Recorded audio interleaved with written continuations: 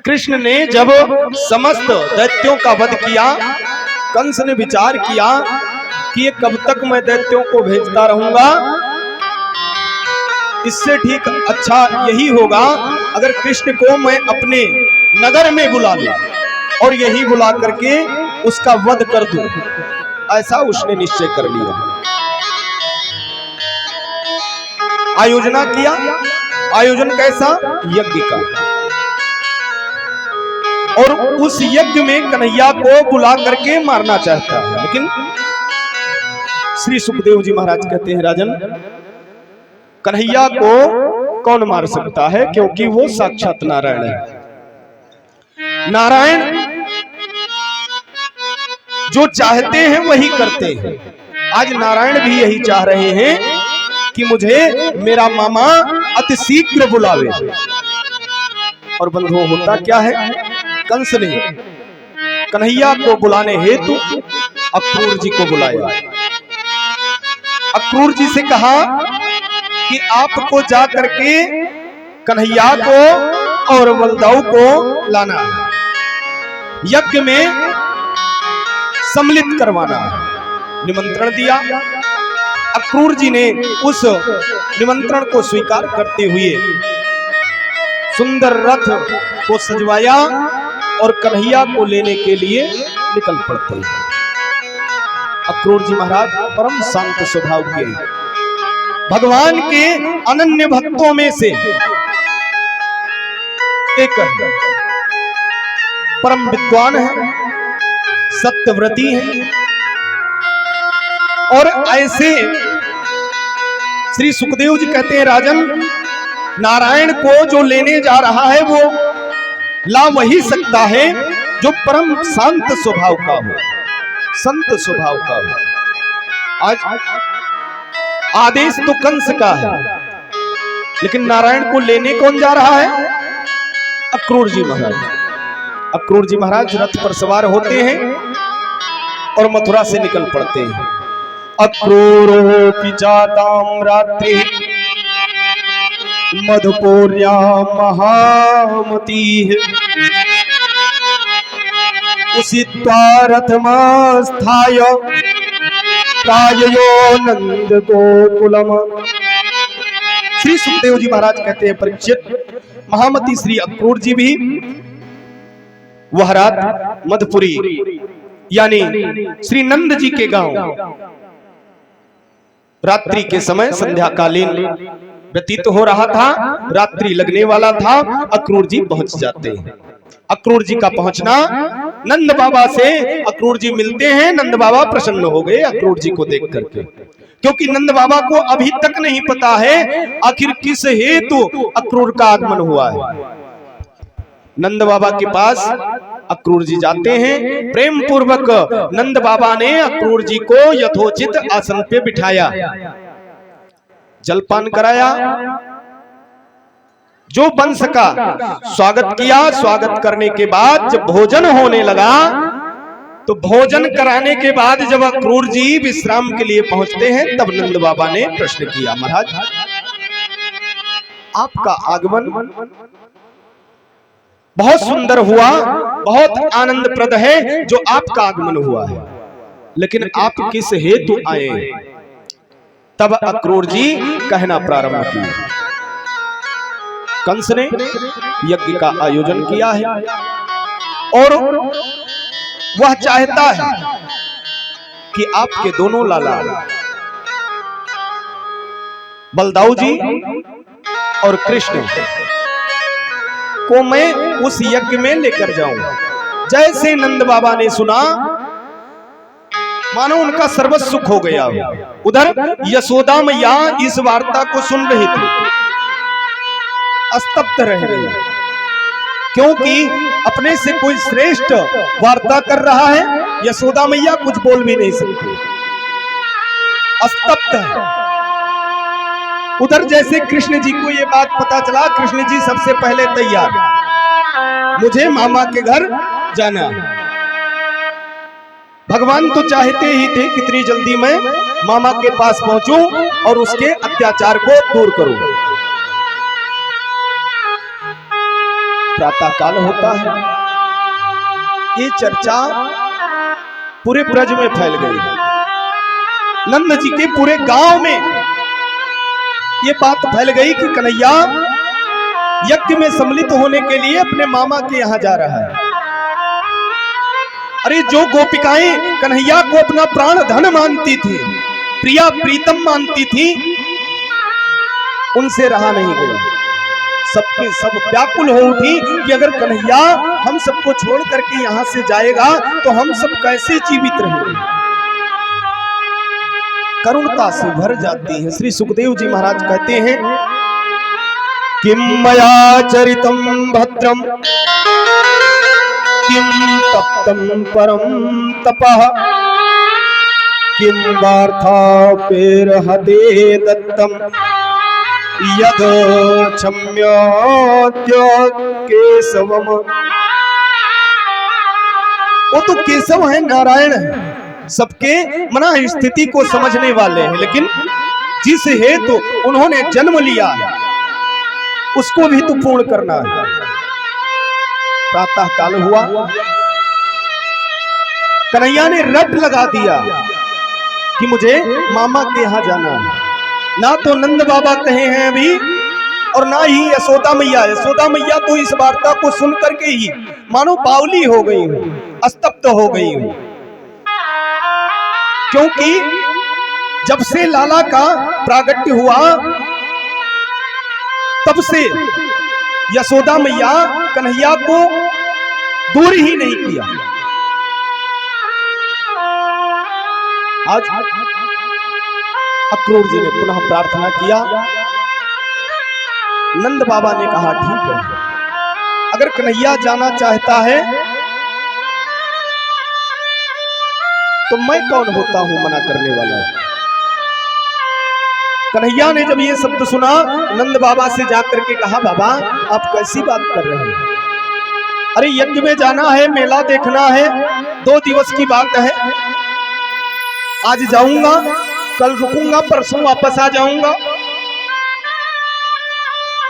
नंद बाबा भी स्तब्ध हैं। वारे वाह कन्हैया, अरे जो मेरे सामने बोलना नहीं जानता था आज वो मुझे ज्ञान दे रहा है। गोपिकाएं सब स्तब्ध खड़ी हैं कन्हैया की उस वार्ता को सुनकर के। आखिरकार अक्रूर जी ने आदेश लिया, रथ पे कन्हैया बैठना चाहते हैं। एक बार भी पलट करके यशोदा मैया को कन्हैया ने नहीं देखा। नेत्र में अश्रु है, रुदन कर रही है यशोदा मैया। प्रणाम करने जब कन्हैया पहुंचा तो मुख की तरफ नहीं देखा। यशोदा मैया के नेत्रों में अश्रु, कान्हा से दूर नहीं होना चाहती यशोदा मैया, अपने लाला को दूर नहीं करना चाहती। आखिरकार कन्हैया उस रथ में बैठ जाता है जो रथ अक्रूर जी लेकर गए थे। गोपिकाओं ने मना किया, कान्हा अगर तुम चले गए तो यहां सर्वस्व मिलेगा तुम्हें आने पर, लेकिन हम सबको नहीं पा सकते हो। कन्हैया ने समझाया, अरे गोपिकाओं, हे राधा, हे ललिता, क्यों चिंता करती हो। आज जा रहा हूं, कल रुकूंगा, परसों वापस आ जाऊंगा। गोपिकाएं नहीं मान रही हैं, क्योंकि गोपिकाएं कोई साधारण नहीं है, कन्हैया के मना स्थिति को समझने वाली देवियां। गोपिकाओं ने विचार किया कि हो सकता है मना करने पर भी ये नहीं मान रहा है। अगर रथ के सामने हम सब लाइन से लेट जाएं तो हो सकता है ये प्राण प्यारा हम सबको छोड़ करके ना जाए। गोपिकाएं मार्ग में जा करके लेट जाती हैं। कन्हैया अगर तू जाना चाहता है तो चढ़ा दे हम सब पर रथ, ये प्राण ही नहीं रहे, और जब प्राण नहीं रहेगा तो तुम्हारे विषय में सोचने की क्या बात है। कन्हैया प्रेम से रथ से नीचे उतरते हैं, गोपिकाओं को उठाने का प्रयत्न करते हैं, लेकिन गोपिकाएं उस धूली में, उस रज में इस प्रकार लिपटी हुई हैं, अपने आप को कृष्णमय बना रही हैं। कन्हैया ने प्रेम पूर्वक समझाते हुए गोपिकाओं को उठाया, कहा, रे गोपियों, क्यों नहीं मान रही है? मामा के घर मैं जा रहा हूं, यज्ञ में सम्मिलित होऊंगा, और यज्ञ में सम्मिलित होने के बाद परसों तो मुझे वापस हर हालत में आ जाना है। गोपिकाएं विश्वास कर लेती हैं कि मेरा कन्हैया सबसे झूठ बोल सकता है, लेकिन हम सबसे झूठ नहीं बोल सकता है। गोपिकाओं ने विश्वास कर लिया। कन्हैया अपने रथ पर सवार होते हैं और वहां से निकल पड़ते हैं। एक बार भी यशोदा मैया की तरफ पलट कर नहीं देखा। यशोदा मैया मानो ठगी की भांति खड़ी है, देख रही है कि कन्हैया शायद अब मुझे मुड़कर देखे, लेकिन कन्हैया ने बस एक ही धुन कि मुझे मामा के यहाँ जाना है, यज्ञ में सम्मिलित होना है, मेला का आनंद लेना है। बाल बाल सब तैयार थे। कन्हैया के साथ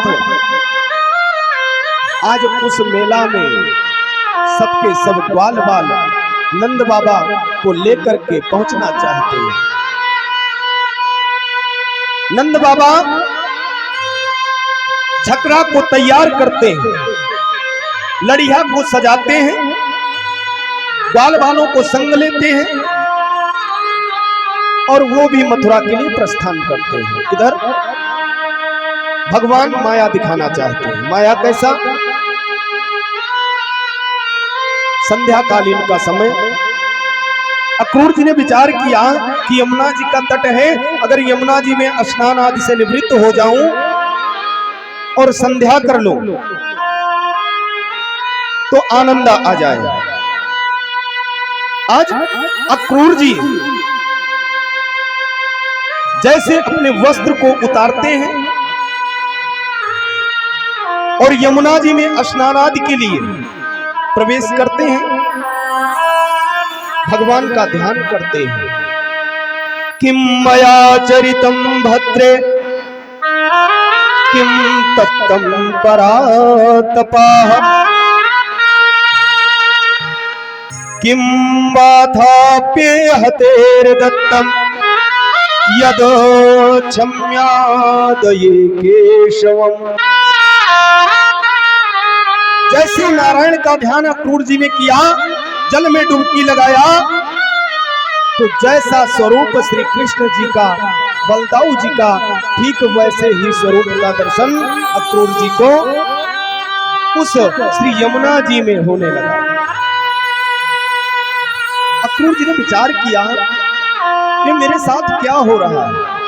मैंने तो श्री लक्ष्मी नारायण का ध्यान किया था, लेकिन ये ध्यान के साथ साथ तो कृष्ण का दर्शन हो रहा है।